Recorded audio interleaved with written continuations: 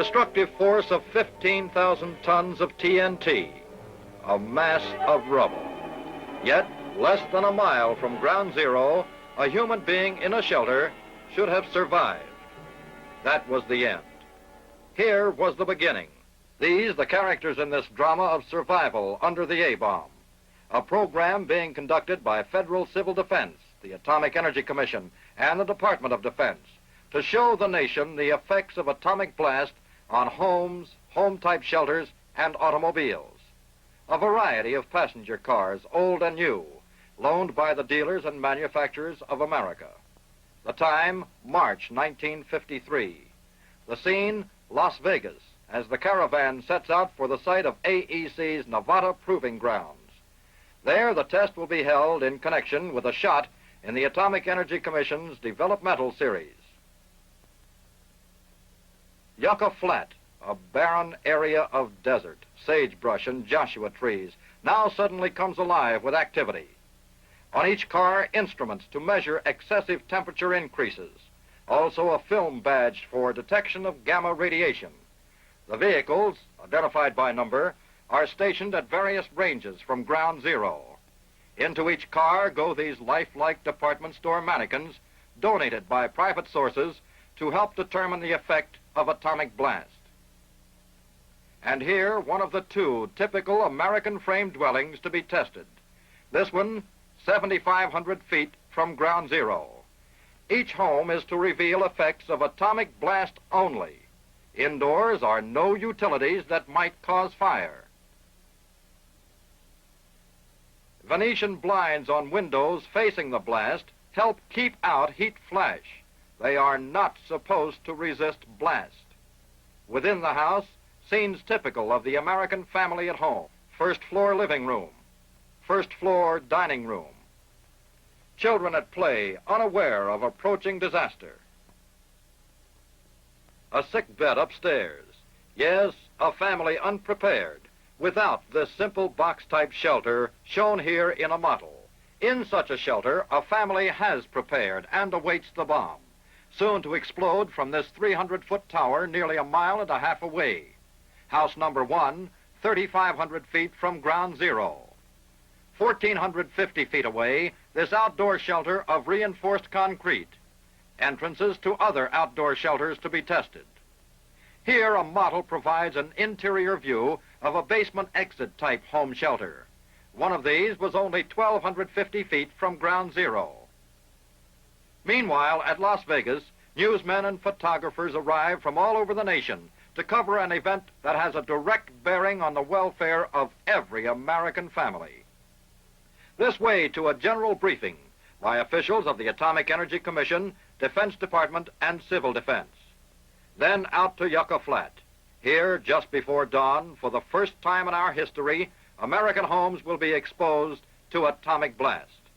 Arriving are civil defense observers, representatives of all the nation's news media. Today, Main Street of every American city and town. House number 2 is inspected as preparations continue for detonation of the bomb at 5:20 next morning. 2 a.m. Our troops move into trenches 2 miles from ground zero. With them is Federal Civil Defense Administrator Val Peterson. In the darkness of News Knob, 7.5 miles from ground zero, nearly 1,000 observers gather. Civil defense officials from all over the nation, newsreel, radio, and television crews, newsmen and magazine writers, ready to bring to the families of America this drama of survival under the A-bomb. The hours slowly tick away. Then the minutes. 10 seconds to 5:20 a.m. 5 seconds. 4, 3, 2, 1, 0.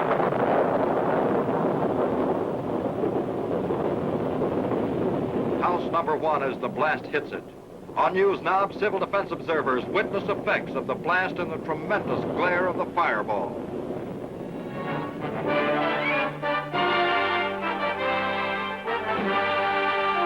Here again is house number 1 collapsing, shown now in stop motion. First an intense light, the heat flash strikes, charring the outer surface of the house without causing fire.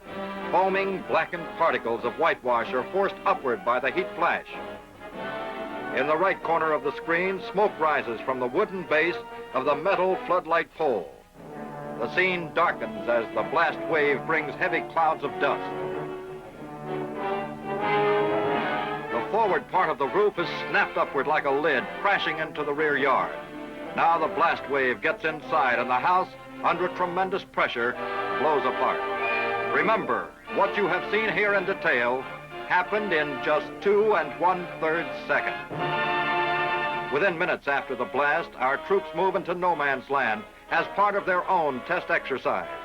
Civil defense teams could have moved in just as quickly to rescue the injured. In the cold light of dawn, television cameras on News Knob make the threat of the mushroom cloud a dark reality in homes across the nation. First to arrive from the forward area is Federal Civil Defense Administrator Val Peterson. Escorted to News Knob, the top FCDA official reports his experience. In the trench with our troops only 2 miles from ground zero, he suffered no effects from blast, heat, or radiation. Information about test results is given by Dr. Alvin C. Graves, Atomic Energy Commission Test Director. Radiological safety teams begin checking the forward area to determine the level of radiation. House number 2, farthest from ground zero, badly damaged but still standing. On house number 2 exterior, blown out windows, sashes, and frames. Remember this family? They did not take shelter. Their living room after the blast. Mannequins thrown about, clothing cut, plaster bodies pockmarked by flying glass. Remember this dining room group? Again, effects of an atomic blast in the house farthest from ground zero. Injury, perhaps death, in a tangle of debris, the result of being unprepared. Second floor bedroom, plaster and windows damaged, roof sprung, rafters broken. House number 1, nearest ground zero, almost complete destruction, a mass of rubble and debris. The roof blown into several sections. Now you enter house number 1, first floor disintegrated, second floor collapsed. No protection for this family trapped in debris. Note the pushed-back wooden girders, blocked, the stairway into the basement. Part of the kitchen and dining room have fallen into the basement. Yet, in this lean-to shelter, you discover indications that a human being might have survived the blast with simple protection. In house number 2, a cracked beam above the basement box-type shelter. But within, this family, which was prepared, was neither moved nor harmed. Outdoors, at various ranges from ground zero, nearly every car driven into the area could be driven out again under its own power in spite of damage. Headlines brought the Operation Doorstep story into the homes of 30 million families, left them wondering how they might be affected. Engineering research goes on. Other civil defense tests will be held. But already we know these facts. An outdoor shelter provides the best chance for survival from atomic blast. Second safest, a basement lean-to or box-type shelter. Your local civil defense office can provide construction data for these simple, inexpensive home shelters. Today, there is no second best for families' civil defense. The urgent need to prepare now against the threat of atomic warfare. Or will you, like a mannequin, just sit and wait?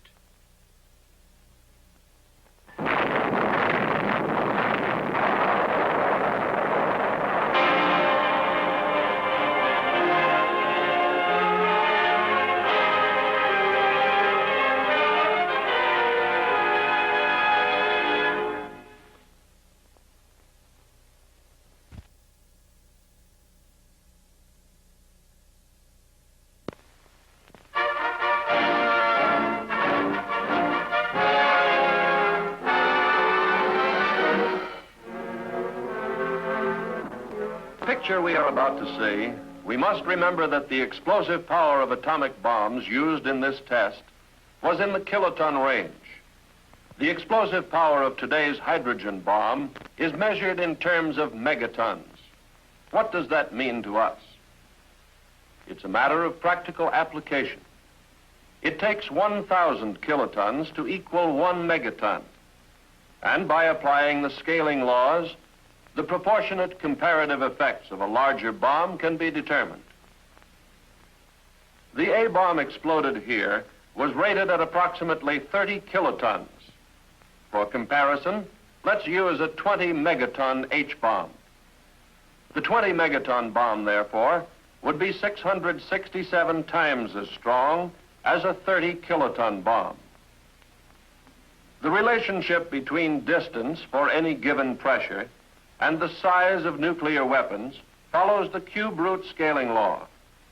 So theoretically, a hydrogen bomb of 20 megatons at approximately 8.5 miles would have about the same destructive power as an atomic bomb of 30 kilotons at 1 mile. In this test, many of the structures were approximately 1 mile from ground zero. In the case of a 20 megaton H-bomb explosion, most of these structures undoubtedly would be obliterated.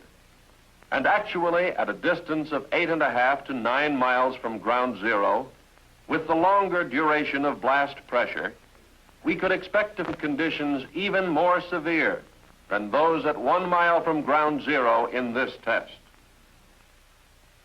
This atomic test, although depicting the severe effects of a nuclear weapon, does not reflect the extent and severity of destruction that would result from a nuclear weapon in the multi-megaton range.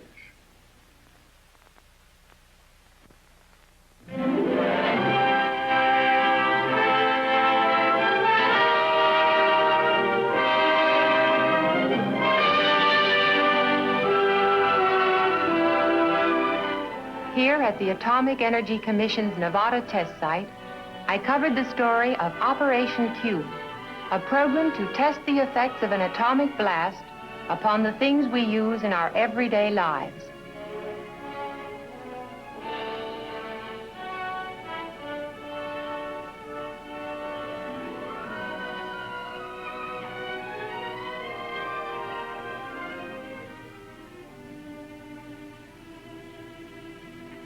Operation Q, the atomic test program of the Federal Civil Defense Administration, as seen by Joan Cowan, reporter. I had to see Operation Q through many eyes, not only my own, but as a reporter through the eyes of the average American man and woman. I arrived at Civil Defense Headquarters the day before the explosion was scheduled to take place and checked in at once with the official who was to brief me about the test. To give me a perspective of the entire layout, a member of the Civil Defense staff showed me a carefully prepared model of the site. The scope of the test and the detailed care with which it had been planned amazed me as I listened to the explanation. We begin with the question of shelter, for shelter might save our lives if we were far enough away from ground zero. If so, what kinds of shelter are effective? Several kinds are to be tested, from elaborate industrial shelters to the box-type shelter in the corner room of a basement. This type would give more room for a family, especially if it were necessary to remain there for several days. In this frame house without a basement, at the 4,700-foot line, we will test a bathroom shelter built of reinforced concrete. The entrance door and outside window covering are designed to resist blast. I asked about the possible loss of utilities and what this would mean to survivors. No electricity for running a home or an industrial plant. Loss of power may be one of our biggest problems after an attack. Power poles, power lines, pole transformers, and complete substations are to be tested by the Edison Institute. How will they withstand this blast? How long will it take to make repairs? How soon can service be reestablished? These are things we hope to learn from the test. One complete transformer substation has been erected relatively close to the shot tower. A second substation and power lines have been placed at a much greater distance from the tower. Thinking about news during an atomic attack, I asked about radio towers. Two kinds are to be tested. One tower is self-supporting without guy wires. The other has supporting cables. Both types are very common. Nearby, a complete radio transmitter will actually broadcast from tape before the shot to be picked up by radios in the test houses. Both liquefied petroleum and natural gas facilities will be tested. Will the fittings and connections stand the test? Will there be fires? All equipment is installed and checked by technical experts from the LP Gas Association and the American Gas Association. An 18,000-gallon supply tank, partially filled with propane and complete with feed pipes. A weighing and storage house and delivery platform have been erected on the test site.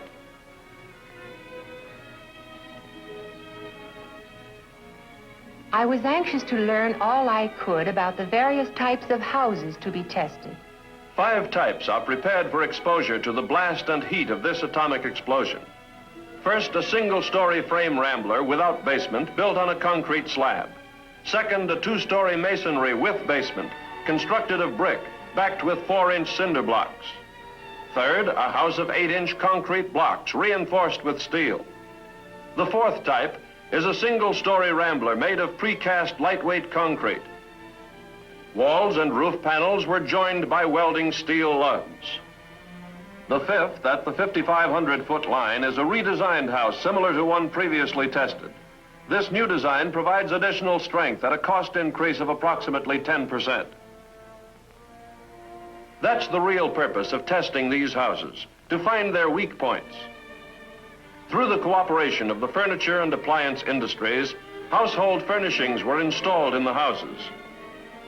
Mannequin families supplied by private industry are to represent Mr. and Mrs. America. Interior home furnishings donated by industry are complete in every detail. I looked at the mannequins sitting about so indifferently. Naturally, I was very interested in preparations for the testing of textiles and synthetic fabrics. Rows of mannequins were set up in the open facing the blast. Each item of clothing and each color had been carefully selected to give much needed survival information. I was especially interested in the food test program. Canned and packaged foods are to be tested. As a mother and housewife, this appealed to me. I had several questions to ask. Would food in the average home be safe to eat after a blast? Food testing in Operation Q is planned to answer this and other vital questions. Some foods are to be tested in the house, stored in the usual way. Other foods, including fresh meats, butter, and similar perishables, are to be tested just below the level of the ground at 3 positions along the main test line. This will expose the food to high-intensity radiation without risking destruction of the containers. Test items include sterilized foods packaged in cartons, metal, and glass. All will be exposed according to plan to give us the most survival information. The night of the actual explosion, or rather early in the morning, came at last. On Media Hill, television equipment was ready to bring the test into homes from coast to coast.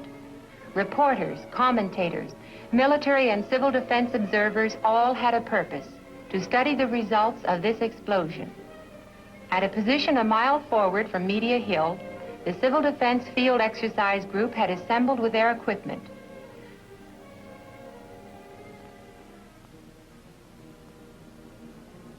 A small group of civil defense volunteers were to occupy a trench relatively close to ground zero.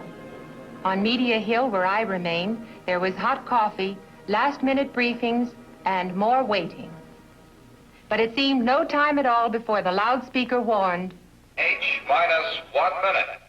Put on your goggles. Observers without goggles must face away from the blast. On the silent desert, the test objects waited. H-minus 10 seconds.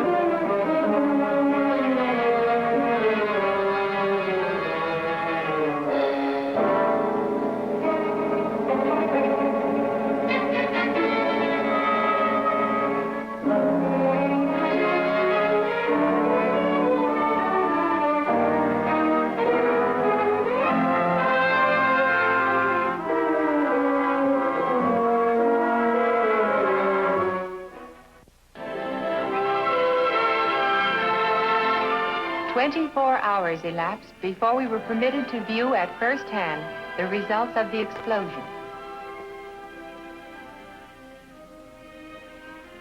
Let's see how the blast affected the houses. This is what remained of the masonry house that was not reinforced.